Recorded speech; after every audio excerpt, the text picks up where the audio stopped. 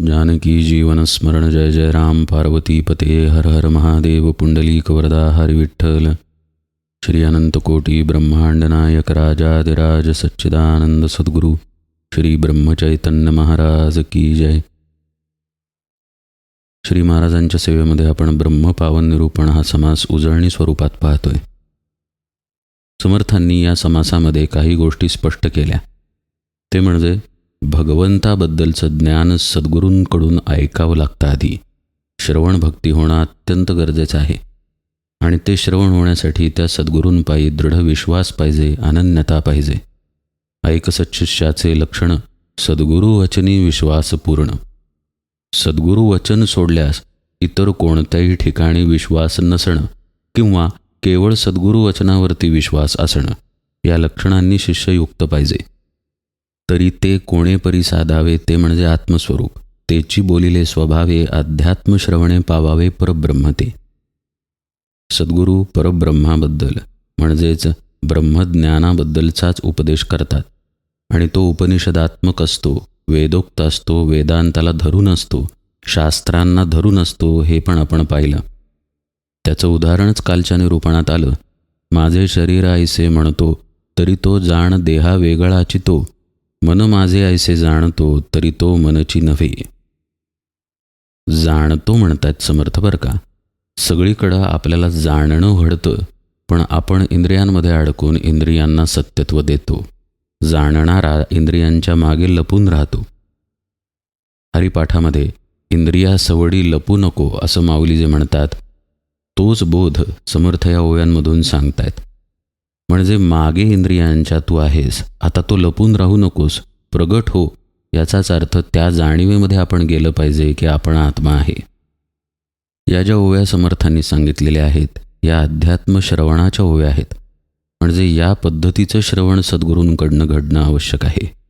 सद्गुरू काय बघायला सांगतात? पाहता देहाचा विचार, अवघा तत्वांचा विस्तार, तत्वे तत्व झाडिता सार, आत्माचं उरे. सद्गुरू आधी देहाकडं पाहायला शिकवतात, पण देहभावानं नाही, अलिप्ततेनं पाहायला शिकवतात.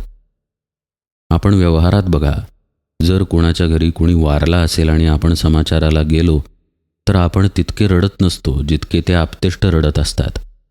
खूपच एखादा व्यक्ती रडत असेल तर आपण सांत्वन करतो, अरे व्हायचं ते होऊन गेलं, आत्माच सत्य आहे, देह हा जाणारच आहे, सगळेच जाणार आहेत वगैरे वगैरे.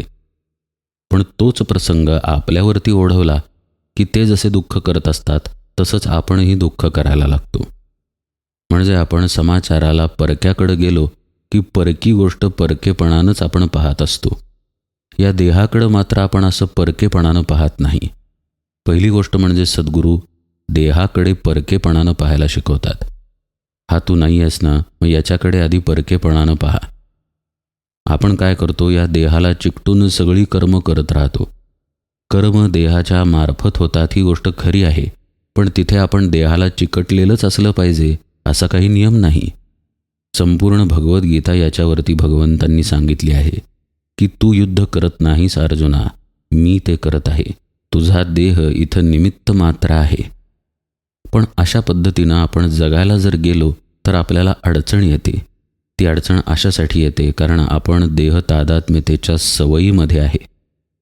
देहानं केलं म्हणजेच मीच केलं ना, देह तिथे गेला म्हणजे मी तिथे गेलो ना. तू काल कुठे होतास? मी काल इथे नव्हतो असं आपण म्हणतो. नव्हतो म्हणजे आपला देह नव्हता म्हणून आपण नव्हतो म्हणतो. अशा प्रकारे आपल्याला सवयीनं देह तादात्म्यता आलेली आहे, अन्य काहीही नाही. या सवयीवरती सद्गुरू घाव घालतात. ते सांगतात की आता पहिल्यांदा स्वतःच्या देहाला वेगळेपणानं पाहायला शिक. देहानं गोष्टी घडतायत ना, घडू देत, पण तू तो देह नाहीस. या भूमिकेवरती यायला सद्गुरू शिकवतात.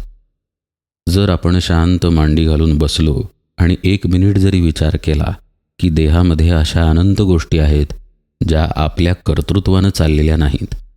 आपण काही हृदयाला दर मिनिटाला आठवण केलेली नाही की तू रक्त पाठव शरीरामध्ये, पण ते अविरत पाठवत आहे. मेंदूला काही आपण सांगत नाही की विचार कर. तसंच अनेक गोष्टी शरीरात घडतात ज्या घडाव्यात म्हणून आपण काही प्रयत्न करत नाही, पण त्या प्रयत्नांशिवाय घडत राहतात. आपल्यासमोर पडलेली वस्तू आपण हातानं उचलू, पण ती उचलण्यासाठी सुद्धा शरीरामध्ये काही गोष्टी सुसूत्रतेनं घडाव्या लागतात. असं पहा, आपल्याला आपल्या हाताची जाणीव आहे, हाताला स्पर्श होतो याची पण जाणीव आहे, आणि आपल्या मनात आलं की आपला हात हलवावा तर आपण तो हलवू शकतो. ही ठराविक पद्धतीची सुसूत्रता आत कार्य करत आहे. म्हणून ती बंद झाली करायची की अर्धांगवायू झाला म्हणतो आपण व्यक्तीला. त्याची इच्छा असूनही तो हात हलवू शकत नाही. व्यक्ती जिवंतच आहे की, पण आतील क्रिया बिघडली की आता मनात असूनही हात हलवता येत नाही. त्यामुळे तत्वतः मी हात हलवतो हा अहंकारही व्यर्थच आहे. तरीसुद्धा आपण हे बाहेर घडतं म्हणून म्हणू शकतो की मी हात हलवला आणि समोरची वस्तू हलवली. पण ज्या गोष्टींची सुसूत्रता होती म्हणून तो हात हलला, त्या कुठे आपण केल्या?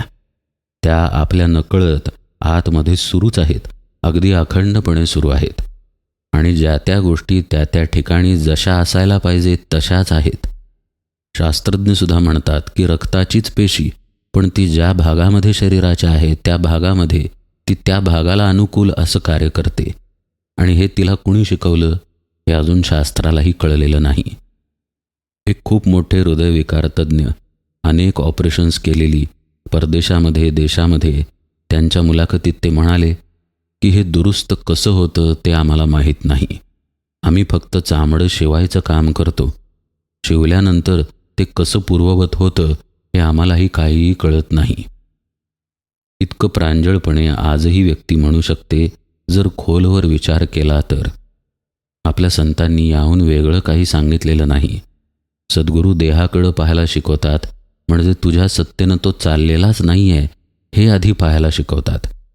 तू त्याला मी समजतोस ना, तर तुझी सत्ता त्याच्यावरती चालायला पाहिजे, पण त्या देहातील एक अंशसुद्धा तुझ्या सत्तेनं चालू शकत नाही हे सद्गुरू त्याला दाखवून देतात.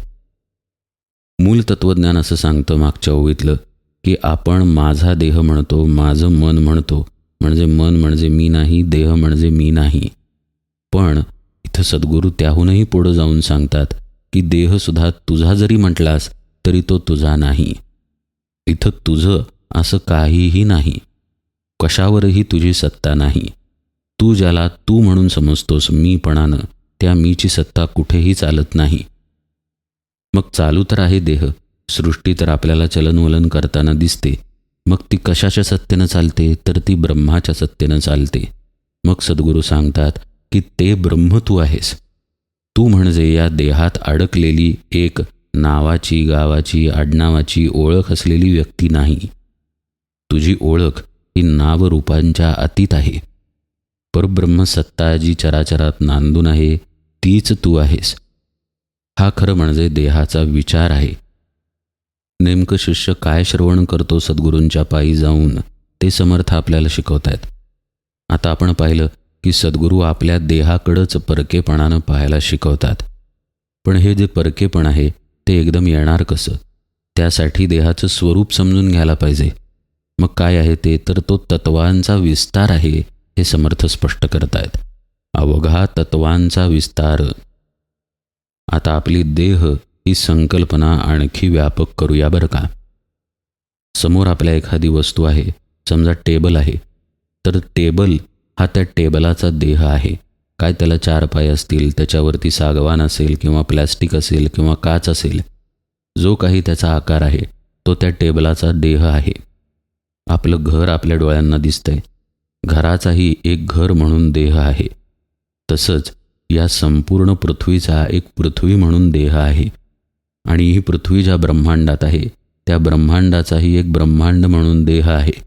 आणि अशी अनंत ब्रह्मांड आहेत आणि ते सर्व काही देह आहेत. म्हणजे हा सगळा पंचतत्वांचा विस्तार आहे. आणि हा विस्तार आहे हे आपल्याला कळलं कसं? वेगळेपणानं कळलं.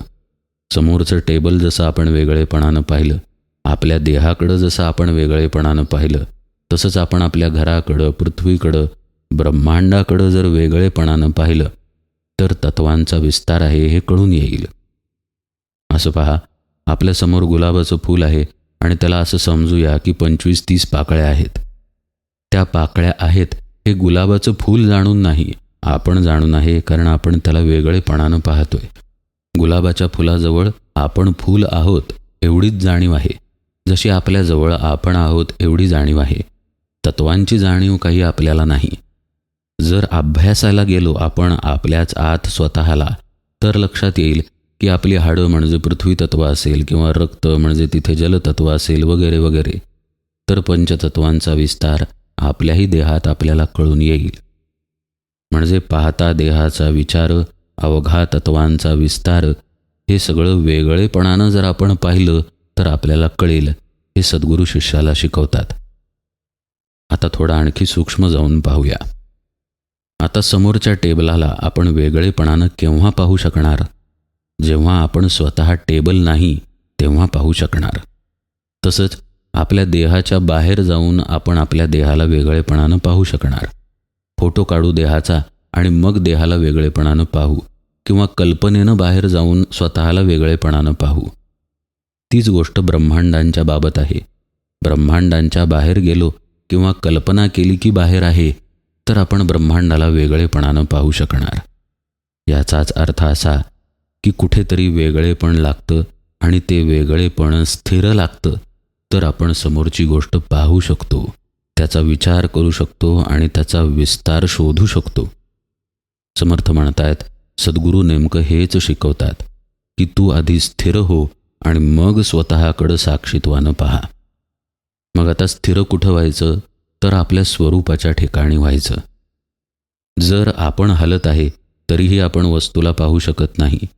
बघा, आपण रेल्वेमधून जात असू तर खिडकीच्या बाहेर झाडं पळत राहतात. झाडं स्थिरच आहेत, पण आपण पुढे जातो म्हणून झाडं पळत आहेत. आता त्या झाडांना पाहता येत नाही. तसंच जर आपण बाहेर असू आणि समोरून रेल्वे गेली तर डब्यातल्या व्यक्तीशी आपण बोलू शकणार नाही, कारण ती तिच्या वेगानं निघून गेली. याचा अर्थ एखादी गोष्ट जर पाहायची असेल तर पाहणारा पण स्थिर पाहिजे आणि ती गोष्ट पण स्थिर पाहिजे. आता इथे असं होतं, देहामध्ये आपण चंचलत्व अनुभवतो आणि त्याला आपण पाहायला गेलो तर आपल्या मनाचा किंवा बुद्धीचा वापर करायला जातो, आणि या दोन्हीही गोष्टी चंचल आहेत. समोर जे घडतं, विचार रूपानं जे घडतंय किंवा दृश्य रूपानं जे घडतंय ते तर चंचल आहेच, आणि मन बुद्धी हे सुद्धा चंचलच प्रकरण आहे. म्हणजे एकूण काय, चंचलानंच चंचलाला आपण धरायला जातो आणि मग ते कधी धरलं जात नाही. हे काही स्वतःला स्वतः पाहणं नाही. सद्गुरू आपल्याला सांगतात की एक स्थिर अशी गोष्ट तुझ्या आत आहे आणि ती म्हणजे तुझा आत्मा, तुझं स्वरूप. आता या स्वरूपाचा अनुभव शिष्याला असत नाही, तो सद्गुरूंना असतो. मग इथं असा प्रश्न उद्भवतो की शिष्यानं आत्म्याच्या ठिकाणी किंवा स्वरूपाच्या ठिकाणी स्थिर कसं राहायचं? नेमकं कोणत्या ठिकाणी राहायचं? तर मग शास्त्र असं सांगतं की त्यानं भ्रूमध्याच्या ठिकाणी स्थिर राहावं. हेच ज्ञानेश्वर महाराजांनी केलं, याज्ञवल्क्यांनी केलं, अनेक संतांनी केलं, ऋषी मुनींनी केलं, आणि तेच सद्गुरू शिष्याला करायला सांगतात की तुझं भ्रूमध्य स्थान जे आहे ते स्थान परमार्थदृष्ट्या महत्त्वाचं आहे. तिथं तू स्थिर राहायला शिक. आता आपण मगाशीच दृष्टांतानं पाहिलं की ज्या गोष्टीला पाहायचं ती गोष्ट पण स्थिर असावी लागते, तर ती पाहता येते. आपलं मन तर अस्थिर आहे, डोळे उघडल्यानंतर दिसणारं दृश्य तर अस्थिर आहेच आहे. तर पहिली गोष्ट म्हणजे साधनेत सद्गुरू शिष्याला डोळे बंद करायला शिकवतात. डोळे बंद केले की स्थूल असलेलं दृश्य बंद होतं, तेवढ्यापुरतं बंद होतं, पूर्ण गेलेलं नाही. पण आता डोळ्यांनी अनुभव घ्यायचा नाही असा निश्चय करून पापण्या बंद केल्या तरीही दृश्य कुठे जात नाहीच, कारण मनामध्ये विचार आहेत, तर विचार रूपानं दृश्य पुन्हा समोर प्रगट होतंच, आणि हे सगळं काही अस्थिर असतं. म्हणजे तत्वतः याला पाहता येत नाही. तर एकच पर्याय शिल्लक राहतो की याच्याकडं दुर्लक्ष करायचं किंवा एक संकल्प करायचा की हे दृश्य मी येऊ देणार नाही. हीच पद्धत आहे तत्वांना बाजूला सारण्याची. असं पहा, तत्वांचं तत्वपण हे खरं आहे जोपर्यंत त्याला खरेपण दिलं गेलेलं आहे. समजा एक दगड आहे, तो आपल्या डोक्यावरती ठेवला, आपण जागे असू तर आपल्याला कळेल की डोक्यावर दगड आहे. पण समजा आपण झोपलोय आणि मग डोक्यावरती दगड ठेवला तर त्याची जाणीवही आपल्याला होणार नाही. म्हणजे आपण जर जागृत असू, जाणीवेच्या ठिकाणी जागृत असू, तर पंचमहाभूतांच्या विस्ताराची जाणीव आपल्याला आहे. आपली जागृती हरपली तर ती जाणीव नाही. जसं की मेलेल्याला पंचतत्व नाहीत, पण जिवंत व्यक्तीला पंचतत्व आहेत. तसंच साधनेमध्ये जे जे अनुभवाला येतं ते तत्वतः पंचमहाभूतात्मकच आहे. तो तत्वांचा पसाराच आहे. म्हणजे आपल्याला तो पसारा बाजूला करायचा असेल तर आपल्या एका ठिकाणी आपल्याला स्थिर राहावं लागेल आणि समोरच्या गोष्टीकडे पूर्ण दुर्लक्ष करावं लागेल, कारण त्यात अस्थिरता व्यापून आहे. मग जिथं स्थिर राहायचं ते आत्मस्वरूप जरी असलं तरी त्याची बाहेरील खूण सद्गुरू सांगतात की तू भ्रूमध्याच्या ठिकाणी लक्ष देऊन शांत बस. मग ते नाम घ्यायला सांगतील किंवा ध्यान करायला सांगतील, जे काही सद्गुरू सांगतील त्यामागे एक शास्त्र असतं, एक पद्धत असते, एक गुरु परंपरेतून आलेला अनुभव असतो आणि त्या अधिकारानं सद्गुरू उपदेश करत असतात. भ्रूमध्यस्थान हे अत्यंत वैशिष्ट्यपूर्ण आहे, कारण तिथे इडा, पिंगला आणि सुषुम्ना या तीनही नाड्यांचा संगम आहे. संगमावरती आल्यानंतर 2 नाड्या शांत होतात आणि सुषुम्नेच्या मार्गानं साधक आत्मस्वरूपापर्यंत पोहोचतो. खरं पाहता आत्मस्वरूप सर्वत्र दाटून आहे, पण माझ्याकडे देह असल्यामुळं त्या देहाच्या मार्फत तिथंपर्यंत पोचायला एक सुषुम्नेचाच मार्ग अवलंबावा लागतो. जसं की परदेशातही सूर्यप्रकाश आहे, पण इथे सूर्य नसताना आपण तो पाहू शकत नाही. परदेशात आपण गेलो तर सूर्यप्रकाश दिसेल.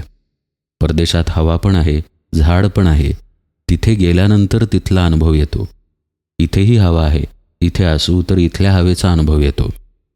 तसंच आत्मा सर्वत्र व्यापून जरी असला तरी या देहामध्ये ज्योतिरूपानं सहस्रदळ स्थानामध्ये तो स्थित आहे.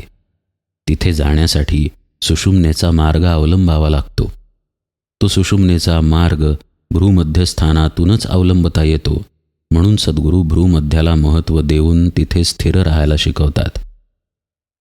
आता विषय आणखी थोडा सूक्ष्मतेनं आपण पाहूया. आपण हे पाहिलं की समोरची जी घडणारी गोष्ट आहे, पंचतत्वात्मक पसारा आहे, तो अस्थिर आहे आणि आपल्याला स्थिर राहिल्याशिवाय आपण त्याच्याकडं वेगळेपणानं पाहू शकणार नाही. ते स्थिर राहायचं ठिकाण म्हणजे खरं पाहता आपला आत्माच आहे. म्हणजे मी आत्मा या भावामध्ये स्थिर राहून पंचतत्वात्मक विस्ताराला वेगळेपणानं पाहायचं आहे. पण हा भाव ठेवायचा कुठं हे शिष्याला सुरुवातीला कळत नसल्यामुळं सद्गुरू भ्रूमध्यस्थानाकडं निर्देश करतात. काही वेळा सद्गुरू त्या ठिकाणी स्पर्श करून शक्तिपातही करतात. त्यांची शक्ती संक्रमित करून जीवाला या अध्यात्म मार्गावरती राहायची ऊर्जा देतात. याचे प्रकार अनंत आहेत, पण मूलतः शिष्याला आता समजतं की कुठल्या ठिकाणी आपण एकाग्रतेनं थांबायचं. हा विषयही आपण थोडासा पाहूया. असं समजू की काही वर्षांपूर्वी आपल्या एका नातेवाईकानं 10 जणांच्या पुढे आपला अपमान केला आणि आपल्याला खूप दुःख झालं. तर तो प्रसंग आठवला तरी त्या ठिकाणी आपण राहतो पहा. त्या प्रसंगातले शब्द आठवतात, त्या प्रसंगातलं दुःख आठवतं, कोण काय बोललं सगळं काही आठवून त्रास व्हायला लागतो. म्हणजे आपण कुठे राहिलो? काही वर्षांपूर्वी घडलेल्या भूतकाळामध्ये आपण राहिलो. ती घटना आत्ता या क्षणाला घडती आहे का? मुळीच नाही. तरीही आपण तिथे राहू शकतो. मग हे जे आपण भूतकाळामध्ये राहिलो, आत्ता वर्तमानात असूनही ते कशाच्या माध्यमानं राहिलो? तर आपल्या जाणीवेच्या माध्यमानंच राहिलो. असंच आपण भविष्यातही राहू शकतो, चालू वर्तमान काळातही राहू शकतो. म्हणजे जाणीवच महत्त्वाची असते आणि सद्गुरू नेमकं जाणीवेनंच भ्रूमध्याच्या ठिकाणी स्थिर राहायला शिकवतात.